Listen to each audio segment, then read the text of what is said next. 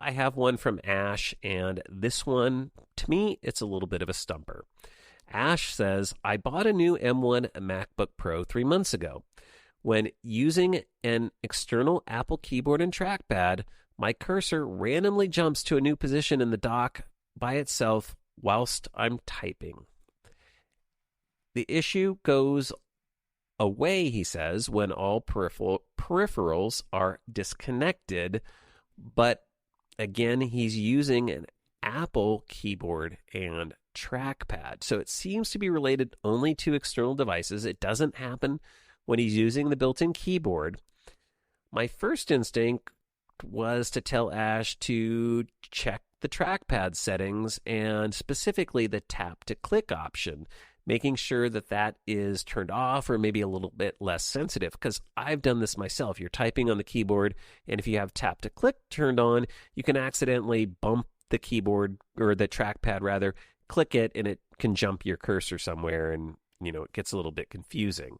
I don't think that's what's happening here, again, because he says, hey, this only happens when I'm using external devices, and I'm assuming if you're using a Magic Trackpad, you don't have it located below your keyboard or in a space where you might bump it. I guess maybe with your pinky you could, depending upon how close it is, but I'm assuming that's not what's happening to you, Ash. My other idea would be to check any accessibility settings, specifically mouse keys. And mouse keys is an accessibility feature that allows you to control the cursor with your keyboard. So if you accidentally enabled this, maybe that's what's causing the cursor to jump around. And you can accidentally enable it by using the default toggle for it, which is tapping the option key 5 times quickly. And you'll get a little kind of heads up interface when it turns on or off, but you might not have noticed that. So if mouse keys is turned on, that could be potentially the problem. So that's definitely worth checking. And then the only other thing that I could think of would be maybe a stuck or sticky command key on your external keyboard, because there are keyboard commands for moving, or keyboard shortcuts for moving the cursor around on your Mac, like moving it to the start of a line or end of a line, jumping word by word by word, all those sorts of things, moving to the top of the page or the bottom of the page, right? There's all these ways you can kind of control the cursor in a document using command keys. So maybe the command key stuck down, and when you're hitting another key, it's causing the cursor to jump.